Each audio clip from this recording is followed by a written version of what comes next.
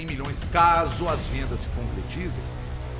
E foi tentando, um inferno, né? Foi um inferno. Quando eu tentei não é defender o Cruzeiro, eu tentei entender o movimento. E aí quando eu abri o Twitter, o Twitter, né? Eu sou burro, você não entendeu nada. Eu falei, cara, eu só tentei, entendeu? Mas qual a conclusão que eu cheguei? A gente falou a vida inteira da importância de você reforçar a base para que o dinheiro fosse fomentar, que o dinheiro aparecesse através do fomento dessa base. O dinheiro fosse para os cofres. E aí, quando o Cruzeiro segura o elenco principal e começa a trabalhar com a base, a entrada de mais de 100 milhões, caso as vendas se concretizem, eu sinto que há um desconforto por parte do torcedor. Como a gente aqui é um elo entre o torcedor e vocês, claro, eu preciso perguntar sobre a informação, primeiro, do Vene Casagrande, dos valores sobre o Cauã Prates, se você confirma ou se tem algo diferente naquilo, e a informação do Central da Toca sobre o Cauã Batistella. Os dois serão vendidos, estão vendidos, não serão? Por gentileza. Vamos lá. Primeiro, acho que é bom a gente dar um passo atrás para falar do planejamento de elenco. Como todos sabem, assim, o elenco do Cruzeiro é muito forte, é um dos mais fortes da América do Sul. E houve um pedido do Tite com o qual a gente concorda e tem a mesma visão, para que se fizesse o maior esforço possível para que o elenco fosse mantido, as principais peças. Esse esforço foi feito. Tem um grande mérito do Pedrinho e do Pedro Júnior na manutenção desse elenco, mas não só como dono e presidente, atuando mesmo com o seu prestígio pessoal e com as relações que eles têm para que os atletas ficassem. Então eu estou falando de Kaique, eu estou falando de Caio Jorge, eu estou falando do Matheus Pereira, estou falando do Fabrício Bruno. Então tem um mérito muito grande dos dois. Óbvio que é um trabalho de equipe, enfim, de todo mundo que está ali e planejado em conjunto para manutenção, vamos dizer assim, da maior parte do elenco, que é muito forte, um dos mais fortes da América do Sul. Você tem a chegada do Neise, a chegada do Matheus Cunha, a chegada do Chico da Costa e a chegada do Gerson, para agregar e somar esse elenco para que o Cruzeiro possa buscar os objetivos, que nominalmente é voltar a ganhar título. Acho que o último título de Série A que o Cruzeiro ganhou foi em 2019. Então é o desejo de todos que a gente volte a conquistar título. Então a gente focou muito nessa parte do planejamento. E especificamente falando de Cauã Prates e do Batistella, são negócios que estão encaminhados. Obviamente que as vendas elas se concretizam quando elas são assinadas e determinadas condições de eficácia do negócio são atendidas. Um exemplo, você pode assinar e ainda precisa do exame médico, né? Para que um negócio seja concretizado. Então, ambos os atletas estão em fases que precedem ainda essas fases. O Cruzeiro tem uma base muito forte. Você tem ali, vou falar alguns nomes, posso esquecer alguns, mas que são nomes que a gente trabalha a base em conjunto com o profissional. Você tem o Vitor Lamounier, você tem o Marcelo, você tem o Otávio, goleiro, você tem o Otávio, lateral direito, o Nicolas, o Cauã Moraes, Cauã Prates, o William, Kaique, Bruno Alves, Janderson, o João Serve, Alessandro, volante, Pape, Murilo, Ryan Leles, você tem o Kaique Kenji, tem o Felipe Moraes, tem o Juan Gabriel, e dentre eles alguns que são de seleção. Falando dessa questão da venda de atletas, eu acho que assim, eu não vou entrar em valores específicos, porque eu não posso abrir questões contratuais que têm suas cláusulas de confidencialidade. Mas o Cauã Prates é um atleta espetacular, de 17 anos.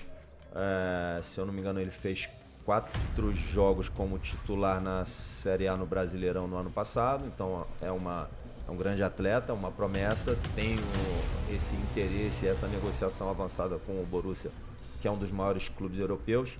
E de novo, assim, a gente, se você for considerar tudo que vai acontecer ao longo do tempo, primeiro, coloca o Cruzeiro, essa transferência se concretizada, coloca o Cruzeiro no grande cenário internacional. Fazia muito tempo, acho que uns 7 anos, que o Cruzeiro não fazia uma transferência de um valor assim relevante e significativo. E conforme as coisas forem acontecendo, a gente julga que essa pode ser a maior venda da história do Cruzeiro, porque ela é uma transferência que envolve uma série de cláusulas e direitos que, se atingir o que o Cruzeiro espera que seja atingido, ela pode ser a maior venda da história do Cruzeiro. Então, acho que coloca o Cruzeiro, além da parte esportiva, que ele é um dos maiores clubes da América do Sul, e a gente tem certeza e convicção total no trabalho do Tite, do elenco, do staff, da estrutura do Cruzeiro, e a gente vai brigar por título esse ano. Tem uma convicção muito grande que a gente vai conquistar título, voltar a conquistar, e também essa questão no mercado de ser um processo de colocar o Cruzeiro de novo no mundo das grandes transferências e no mercado dos grandes clubes europeus. No caso do Batistella, o Cruzeiro, além do valor da transferência, novamente aqui, que por questão de confidencialidade eu não posso entrar muito nos valores, mas o Cruzeiro, como no caso do Cauã Pratti, vai permanecer com um percentual relevante. 30%?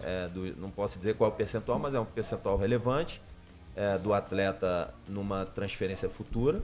No caso do Pratti também é a mesma coisa. Então isso é muito importante, esse posicionamento do Cruzeiro no mercado. E quando transferir jogadores jovens, reter percentual para participar do futuro da carreira do atleta financeiramente, né? E no caso do Cauã Batistella, primeiro assim, todos os movimentos que a gente faz no mercado, a gente envolve a área técnica, não só a área de mercado, mas a área técnica, a comissão técnica, auxiliar os analistas para tomar uma decisão adequada. O Cruzeiro tem na posição, por exemplo, falando aqui do Batistella, o Cruzeiro tem o Pereira, o Cruzeiro tem o Gerson, o Cruzeiro tem o Japa, o Cruzeiro tem o Juan Gabriel, que é um atleta de seleção brasileira, o Cruzeiro tem o Felipe Moraes, que também é um atleta de seleção brasileira. Então tudo isso a gente leva em conta quando vai negociar um atleta.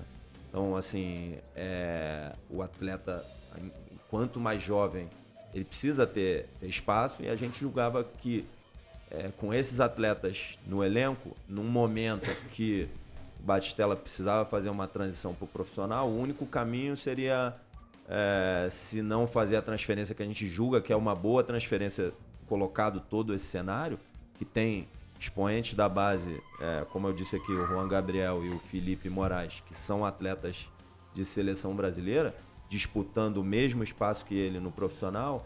A gente julga que é uma boa transferência, melhor do que emprestar ele para um outro clube e dar minutagem para ele fora. A gente preferiu fazer a transferência, até porque mesmo, talvez, quando ele voltasse, esses atletas estivessem num processo mais avançado e já tivessem ainda mais tomado o espaço dele no elenco. Então, assim, são decisões que levam em conta a parte técnica também, não como a de mercado, como a parte técnica. Então, acho que tentando explicar um pouquinho mais do Batistella, é isso. Ô Bruno, eu tenho uma questão, porque assim, eu entendo quando você fala da negociação com o Prats, com o Borussia, de fato, o Borussia tem até meio que uma praxe do Borussia negociar para times ainda maiores, né? Você vê o Borussia negociando com o Bayern, com o Real Madrid, com o Barcelona. Ele realmente é uma grande vitrine para jovens, né? A gente tem o próprio Ian Couto lá no Borussia, que é lateral também, que se destacou, foi para lá muito novo. Eu entendo a situação do Prats. Agora, a informação da Central da Toca que a gente recebeu sobre a negociação do Batistella é de uma negociação com o Metalist da Ucrânia. Sim. Isso está sendo levado em consideração porque, por exemplo, o Metalist é um clube que hoje não participa de Champions League. O futebol ucraniano é um futebol que hoje está mais escondido por conta das questões geopolíticas envolvendo guerra com a Rússia e tudo mais. Como é que isso pode ser uma vitrine boa? E aí, obviamente, pensando do lado do atleta, quem teria que responder seria os agentes dele. Mas para o Cruzeiro, como é que isso é uma vitrine? Como é que é interessante para o Cruzeiro fazer essa venda de um garoto que é tido tão excepcional desde os 13 anos, quando apareceu no Cruzeiro, para um clube que não tem tanta visibilidade como é o caso do Pratos com o Borussia? Primeiro vem o cenário técnico, né? Sim. Como eu disse, você tem no elenco Matheus Pereira, sem tirar o mérito do Batistella. A gente Sim, trata os atletas da melhor forma possível e, enfim, faz todo o possível para desenvolver, respeita demais o atleta. Mas você tem um planejamento que é feito dentro do Cruzeiro e que a gente tem que tomar as decisões Sim.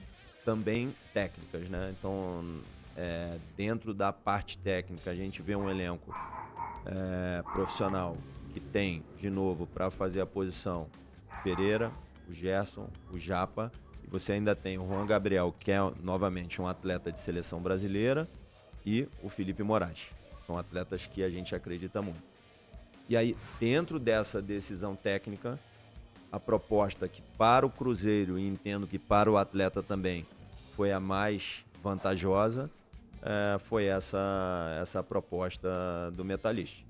E, óbvio, o negócio não está finalizado ainda, como eu disse, é uma negociação avançada.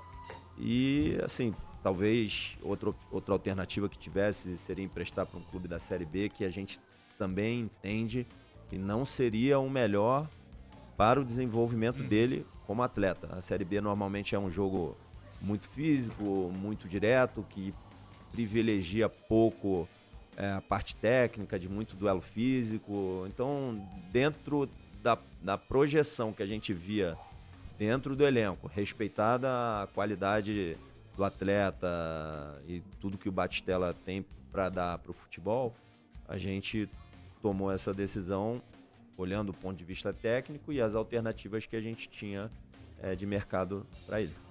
Você vai? Bom, o Spindel, o torcedor ele está tentando entender, todo torcedor do Cruzeiro tem exatamente consciência de que o clube tem condições da manutenção desse time, de trazer o Gerson através do que a família Lourenço faz hoje. O Cruzeiro é um time que, resumindo, não consegue caminhar com as suas pernas. A ideia da família Lourenço é que nos próximos 7, 8 anos, quem sabe, o Cruzeiro consiga caminhar melhor com as suas pernas e eles continuarem ainda fazendo investimentos ali, mas de uma forma mais pontual. O torcedor está tentando entender e eu nunca entro nessas questões de valores de salários, de jogadores, nem de dirigentes. Esses movimentos que estão sendo feitos e próximos a serem concretizados, eles têm também a ver com o fato das manutenções importantes que o Cruzeiro fez.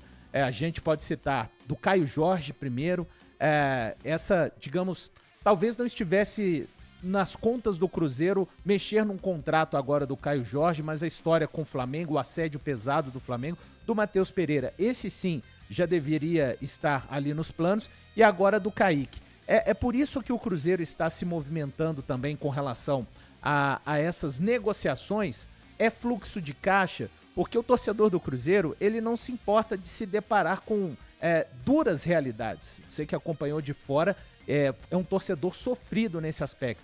Mas ele acha importante saber através do clube o que mudou e se mudou algo através dessas permanências e também da chegada do Gerson, que necessitou que o clube fizesse essas mudanças, essas movimentações de mercado agora. Spindel. Bom, primeiro, eu acho que todo mundo sabe, não precisa dizer, os próprios atos e, enfim, o comportamento do Pedrinho, do Pedro Júnior, da família, eles são cruzeirenses apaixonados a vida inteira pelo Cruzeiro. O Cruzeiro faz parte da vida deles e é talvez das coisas mais importantes da vida deles. Isso aí acho que fica claro para todo mundo. Então, eu sou, primeiro, muito grato pela confiança que eles depositaram em mim. Eu acho que, assim, o torcedor, a Nação Azul, percebe toda a paixão que eles têm pelo clube. Em nenhum momento foi falado qualquer questão de qualquer mudança de rumo por alguma renovação, por alguma manutenção de atleta. O que a gente enxerga mesmo é o que eu disse, é uma visão caso a caso desse planejamento de longo prazo do Cruzeiro, de ter uma base muito forte, um corpo técnico muito forte, uma estrutura, uma infraestrutura forte, bons profissionais na análise de desempenho, bons profissionais na parte de preparação física, na parte de performance do clube, no DM, na fisioterapia, na fisiologia, Acho que já falei na área de scout também, o Joaquim, que é um grande diretor esportivo e contribui muito. A gente, enfim, todos nós assim, trabalhamos muito juntos, eu, Joaquim, o Júnior e o Pedrinho. Então acho que são movimentos de mercado naturais que ocorreriam sem esse movimento da vinda do Gerson, da manutenção do Pereira, Fabrício Bruno. Não é para fluxo de caixa. Não é para fluxo de caixa. São negócios. Essa declaração. São negócios que a gente julga que são bons negócios para o Cruzeiro. O Cruzeiro tem esse planejamento de ser autossustentável em 7, 8 anos. Por isso, cada vez mais ali o investimento na base, já falei, tem muito mais talentos aqui do que eu falei. Eu lembrei de alguns nomes.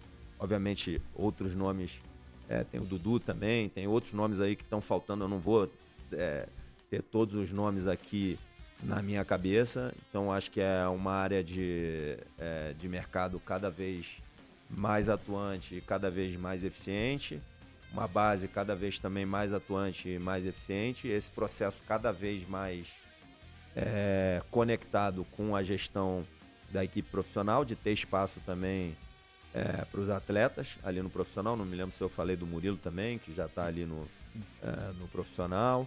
Então, acho que isso é um trabalho de construção ao longo do tempo, tanto de formação, quanto de transição dos atletas da base para o profissional, quanto ter espaço para eles, e também um processo de construção da marca Cruzeiro no mercado. Então, isso é um processo, assim, ele não é do dia para a noite. Enfim, eu tenho certeza, tudo dando certo. Por exemplo, o Cauã Prat indo para o Borussia e performando bem, o Borussia ele vai abrir outras portas. Só mais-valia que está no contrato ou tem percentual? Tem um percentual de mais-valia, né? Um percentual de mais-valia que pode ser bem relevante. Tá? É um percentual de mais-valia que pode ser bem relevante mesmo. Do treinador. Legal. Eu dei uma informação há alguns dias. Obviamente, quando eu vou levar uma informação do Cruzeiro pro meu Instagram, pro Twitter, pra cá, eu recebi de alguém que eu confio, obviamente. Sim, claro, e a informação foi: o Wallace não vai pro jogo por decisão do treinador. Não há propostas. Eu postei no Twitter. Depois do jogo, você foi pra coletiva e disse: olha, foi uma decisão porque a gente tá pensando, tem algumas coisas e tal. Não foi claro que tinha proposta e tal. Ontem, eu recebi uma informação, e aí a pessoa, porra, você deu uma informação que não casou com o que o Spindle... Eu disse, a minha informação é que não tem proposta. O Spindle, em momento algum, disse que tem proposta. Sondagem não é proposta. Então a pergunta que eu te faço: ontem recebi do Daniel Abreu, que é meu colega de Band News, de que o Wallace fica no Cruzeiro. Ele fica ou ele sai do Cruzeiro? Vamos lá, de fato a gente recebeu uma série de sondagens. E aí a gente estava numa série de conversas com o procurador do atleta e essas sondagens todas. E aí a gente, como direção, decidiu, aguardar o término dessas conversas para tomar uma decisão adequada, tá? E aí é isso aí que você falou mesmo. O Wallace, o ponto final que você falou do tema.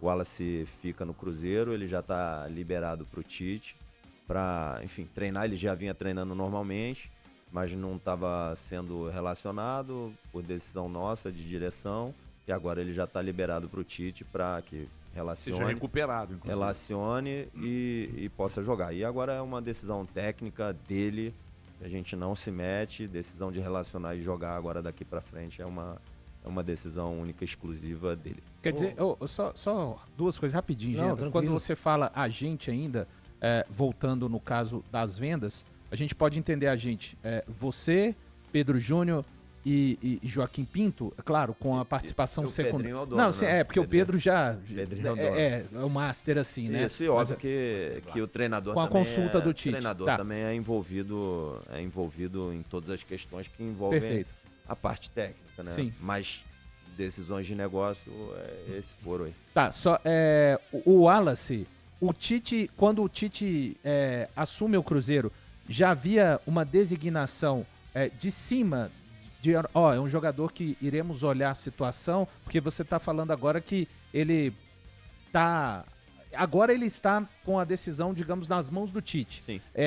O Tite, então, ele não teve... A partir de agora que ele vai ter a possibilidade de poder contar com o Wallace. Sim, pra agora, entender essa agora parte, ele por vai favor. contar. Obrigado. O Wallace é um jogador muito grande. É um jogador campeão olímpico. Jogou muito tempo na Europa. Teve sucesso na Europa. Foi capitão da Udinese. E a gente entende que, assim, da nossa parte... A gente devia tratar ele com devido respeito da grandeza, de avaliar a situação antes de tomar uma decisão. Então tinha uma série de sondagens, conversa com o agente dele, tudo. Primeiro vamos avaliar isso aí antes de tomar uma decisão, e agora ele tá liberado nas mãos do Tite para a melhor decisão técnica possível para o Cruzeiro. Ô Bruno, só Nossa parte. Tá todo mundo querendo fazer pergunta aqui. Só tem mais superchats aí, ô Guilherme? por Daqui a gentileza? pouco a gente dá uma passada. Eu queria perguntar ao Bruno o seguinte. Bruno, o Cruzeiro levou uma goleada pro Botafogo, depois teve uma reunião, uma cobrança pra cima dos atletas. Em seguida veio o jogo com o Betim, onde a torcida, parte dela, xingou o Tite. Como que você encara essa pressão de início? Um treinador que disputou 2 Copas do Mundo, o Tite, nesse início do Cruzeiro, com essa pressão. Vamos lá. Primeiro, tanto o Tite como os atletas, um atleta de alto rendimento, um treinador do nível do Tite. O Tite é um dos treinadores mais vitoriosos da história do futebol brasileiro. Se eu falar qualquer título aí, ele tem. Ele tem Sul-Americana, ele tem Campeonato Brasileiro, ele tem Copa do Brasil, ele tem estaduais, ele tem Recopa, ele Mundial. tem Libertadores, ele é o último treinador sul-americano que ganhou o Mundial. Ele liderou a seleção brasileira em 2 eliminatórias, terminando em primeiro colocado, ganhou uma Copa América, a outra Copa América ele foi vice. Eu acho que só teve uma derrota no campo, sem disputa de pênaltis em Copa do Mundo. Óbvio que todo o desejo do brasileiro de qualquer torcedor ser campeão daquela Sim. competição que disputa, mas além disso ele teve 82% de aproveitamento na seleção brasileira, ao passo que os treinadores em seguida dele acho que tiveram em torno de 50%, 55% de aproveitamento. Então, ninguém chega nesse nível na carreira, assim como os atletas que fazem parte do elenco profissional, sem cobrança interna. Você pode ter certeza que todos nós nos cobramos. No Cruzeiro ganha todo mundo, perde todo mundo sofre e fica feliz juntos. Eles estão ali porque eles se cobraram muito a vida inteira e continuam se cobrando, querem performar, querem vencer, querem ser campeões. A gente é muito convicto do trabalho do Tite por esse histórico, pelo que a gente está vendo dentro de casa. Ninguém está satisfeito com o desempenho e com os resultados. A gente sabe que o elenco se apresentou parte dia 2, mas a maior parte do elenco profissional se apresentou dia 5. Foram 6 dias até a estreia. 6 dias até a estreia. A gente está em pré-temporada. 30 dias é um período de pré-temporada. O Cruzeiro já jogou 7 jogos. Isso não é diferente do Cruzeiro e outras equipes. Mas eu não estou aqui dando desculpa, mas a gente tem que avaliar o trabalho de acordo com o contexto. O que eu posso te dizer é que ninguém está satisfeito com o desempenho, nem com o resultado. Agora, a gente entende todo o contexto. A gente, como eu disse aqui, a grandeza do Tite, a convicção nele é total, a convicção no elenco é total. A gente manteve o elenco, trouxe outras peças. Futebol, o que importa é como termina, não é como começa, né? Então, como vai terminar a temporada. A gente tem convicção que o Cruzeiro vai conquistar títulos e vai conquistar títulos importantes. Todo mundo está fechado com o Tite. É só ver a reação de todos ali no gol, praticamente no último lance. 54. Aos 54, no finalzinho ali do jogo com o Betim. Todo mundo tentou, se dedicou até o final. Vários jogadores bateram recorde de métricas físicas naquele... 2 lesionados. O que é um problema. Com 7 jogos na temporada, os caras já tem que poupar. Não, mas a gente não tô falando de poupar, não. Tô dizendo que eles bateram recorde de métrica física no jogo, eles estavam empenhados em vencer, tá todo mundo fechado com o Tite, a reação de todos foi Mas houve, por causa disso, Spindel, uma mudança no planejamento, porque a ideia não era usar os titulares no campeonato estadual e agora, por causa da pressão, Vocês já vão ter que usar. E outra Olha, não coisa, é, desculpa, mas não é por causa da pressão. O nosso planejamento e até o que foi colocado e que é desejo do clube é focar e conquistar o título do Campeonato Mineiro. Então, assim, é uma prioridade para o Cruzeiro. Então, assim, não é uma questão assim de acho que o Tite puxou para ele ali a responsabilidade quando ele falou que talvez ele pudesse até ter colocado antes o time para jogar junto, face os objetivos que o Cruzeiro tem. Acho que ele falou até ao contrário, o Cruzeiro tem de ser campeão. Mas eu acho que, primeiro, assim, da nossa parte, a gente tem total convicção no trabalho do Tite. A parte que não se vê do lado de fora é a liderança dele, perante os atletas, perante a comissão técnica dele, perante todo o staff do Cruzeiro. Ele potencializa as pessoas e traz para dentro do trabalho para que elas possam contribuir com as suas capacidades, tanto do auxiliar da casa, como dos analistas de desempenho, como toda a parte médica, física, de performance. Então essa é uma questão importante para o trabalho. E a gente está em pré-temporada, o trabalho leva um tempo para ser construído. Ele pensa futebol de uma forma diferente do que vinha sendo feito antes. Acho que o Cruzeiro quer ficar mais com a bola do que ficava ano passado. Quer ser um Cruzeiro que joga um pouco mais próximo do que é a história do Cruzeiro, de ter atletas muito técnicos, Disseu, Tostão, Alex, Everton Ribeiro, Ricardo Goulart, Rascaeta, uma série de atletas que eram muito técnicos e que são identificados assim com a história do Cruzeiro. Ele está tentando dar também esse padrão ao time. Isso leva tempo e, óbvio, a gente precisa vencer nesse caminho de construção. E aí, voltando aqui, a gente tem total convicção nele, no trabalho dele, da comissão técnica e no grupo de atletas. O Wallace segue fora dos relacionados no Cruzeiro e pode estar de saída. O volante Wallace ainda não estreou pelo Cruzeiro em 2026 e segue fora da lista de relacionados para todos os jogos da Raposa até aqui, mesmo treinando com o grupo normalmente na Toca da Raposa 2. De acordo com o que apurou Samuel Venâncio, o jogador de 30 anos despertou interesse de clubes no Brasil e no exterior, com sondagens vindo de MLS, Arábia Saudita, China e outras praças. Mas nenhuma proposta agradou nem ao Cruzeiro, nem ao atleta até agora. Ele está treinando com o grupo. Não há nenhum problema de relacionamento no vestiário, explicou Venâncio, reforçando que o clube não vê motivo para afastá-lo dos treinos enquanto se define seu futuro. O volante foi contratado pelo Cruzeiro em julho de 2024 com grande expectativa, mas nunca conseguiu firmar seu espaço no time. Mesmo com o técnico Tite, que já o convocou para a seleção brasileira no passado, o Wallace não conseguiu voltar ao seu melhor nível com a camisa celeste. Internamente, a avaliação é de que a indecisão no mercado e o alto salário complicam a saída do atleta, cujo contrato vai até final de 2028. Além disso, a direção celeste já recebeu várias sondagens ao longo das últimas semanas, mas nenhuma proposta evoluiu a ponto de fechar negócio. E por isso, o Wallace pode ficar no clube caso não venha uma oferta que agrade as partes. A situação do volante tem sido tema de debate entre a torcida, especialmente pela falta de oportunidades e o investimento feito para sua contratação.